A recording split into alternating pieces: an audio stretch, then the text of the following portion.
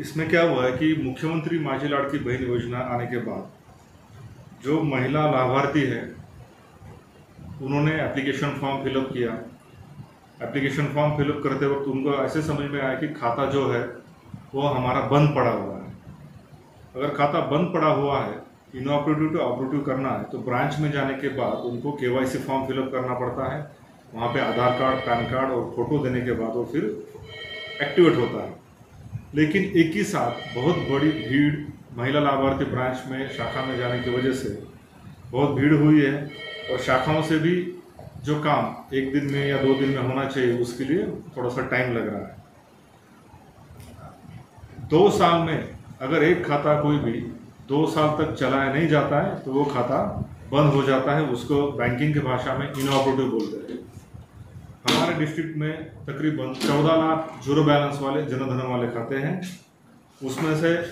1 लाख खाते zero inoperative हो चुके हैं जिसमें 1 रुपया भी बैलेंस नहीं है।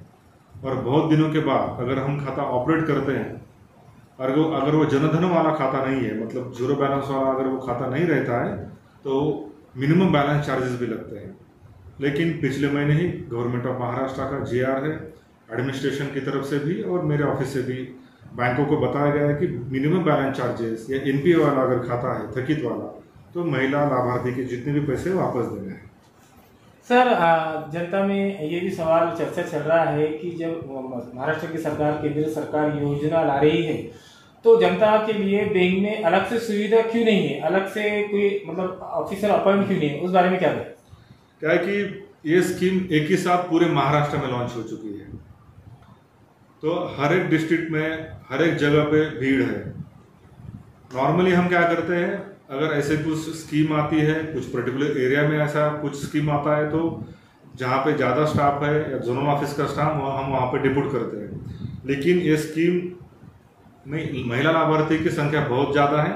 और महाराष्ट्र के हर एक शाखा में बहुत बड़ी भीड़ है तो उधर के जो भी स्टाफ है वो दूसरे ब्रांच में लाना ये पॉसिबल नहीं है। फिर भी बैंकों की तरफ से, BC पॉइंट की तरफ से या फिर CSP की तरफ से या अप्रेंटिसशिप उनकी तरफ से हम ट्राई कर रहे हैं कि भीड़ को कैसे कंट्रोल में लाया जाए और उनके एप्लीकेशन फॉर्म्स कलेक्ट करके हम जोनल ऑफिस में, अंचल कार्यालय में CKYC के फॉर्म लाते हैं और यहाँ से हम पंच करने की कोशिश कर रहे हैं। सर, आप मुख्य प्रबंधक है सर बैंक ऑफ महाराष्ट्र की, तो सर जनता भीड़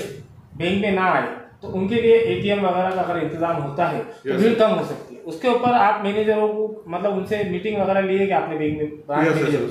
जितने भी हमारे बैंक के अधिकारी हैं, मतलब बैंक ऑफ महाराष्ट्र हो, SBI हो, ICICI, HDFC बैंक, पूरे राष्ट्रीयकृत बैंक, महाराष्ट्र ग्रामीण बैंक, उनके साथ हमने जिलाधिकारी कार्यालय में 2 से 3 बार मीटिंग्स ली है।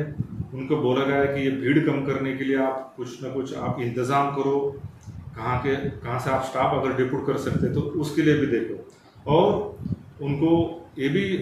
अपील किया है कि जितने भी महिला लाभार्थी आपके पास KYC के लिए करने के लिए आ रहे हैं उनका तुरंत आप ATM कार्ड का, रुपए डेबिट कार्ड का एप्लीकेशन फॉर्म भरवा के ले लो और उनको ATM कार्ड दे दो ताकि ये पैसे जमा होने के बाद ब्रांच में जो भीड़ हो रही है वो कम हो जाएगी और महिलाएं through ATM card, through mobile banking बाहर से ही पैसा निकाल सकते हैं या फिर BC पॉइंट से भी वो पैसा निकाल सकते हैं। सर, बैंकों में इतनी भीड़ है और शहर में जो बड़े व्यापारी है, अब त्यौहार आ रहे हैं, दशहरा आ रहा है, दिवाली आ रही है तो बैंकों में ज़्यादा रश हो जाता है तो बड़े व्यापारी भी नाराज है कि बैंकों में इतनी भीड़ है, इंतजाम नहीं है, तो प्राइवेट सेक्टर में उनका रुझान ज़्यादा दिख रहा है, तो क्या कहेंगे सर इसमें? क्या कि ये हमें सुनने में आया है शाखा व्यवस्थापक से कुछ बैंकों के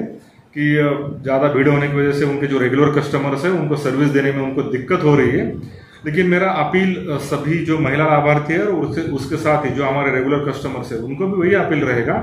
कि ये भीड़ एक 10-15 दिन में 100% कम होने वाली है। आप इधर उधर मत जाइएगा और जो आपके जो राष्ट्रीयकृत बैंक्स है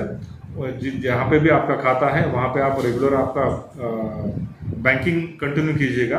और उसमें उसके साथ ही बैंकों ने क्या किया है, ब्रांचेस ने मोबाइल बैंकिंग, इंटरनेट बैंकिंग, रुपए डेबिट कार्ड इश्यूएंस के माध्यम से वो बाहर से भी मतलब घर बैठे या उनके ऑफिस में या दुकान में बैठ के भी वो उनका व्यवहार कर सकते हैं। तो हम उनसे वही अपील करते हैं कि एक 10-15 दिन आप बेयर कीजिएगा ये सब भीड़ को, उसके बाद माहौल पहले जैसा होने वाला है। सर, आखिरी सवाल आपसे, सर जब केवाईसी करते हैं बैंक में महिलाओं का अकाउंट होल्डर का जो भी है, तो हमारा मैं खुद एक मतलब जाति मेरा सवाल है कि उसी वक्त में उनसे एटीएम का फॉर्म वगैरह भर के फिर उनको कुछ दिनों के बाद में एटीएम क्यों नहीं इशू करें? नहीं, मैंने जैसे अभी कहा कि हमने बैंकों को बोला है कि आप एटीएम कार्ड का, रुपए डेबिट कार्ड का फॉर्म भरवा के अभी ले लो जब वो CKYC के लिए आ रहे हैं, और उनके पास अगर इमीडिएटली एटीएम कार्ड अवेलेबल है तो ओवर द काउंटर वो दे सकते हैं, इसलिए उसमें कोई भी दिक्कत नहीं है। फिर भी मैं सब बैंकों से एक बार फिर से अपील करूंगा कि ब्रांच की भीड़ इन नियर फ्यूचर भविष्य में कम होने के लिए आप रुपए डेबिट कार्ड दे दो और मोबाइल बैंकिंग एप्लीकेशन भी डाउनलोड करके दे दो, ताकि पैसे निकालने वाली भीड़ एटलीस्ट 10-15 दिन वाली वो कम हो जाए। आपका नाम बोलिए। मंगेश केदार, जिला अग्रणी बैंक प्रबंधक, छत्रपति संभाजीनगर जिला। Thank you.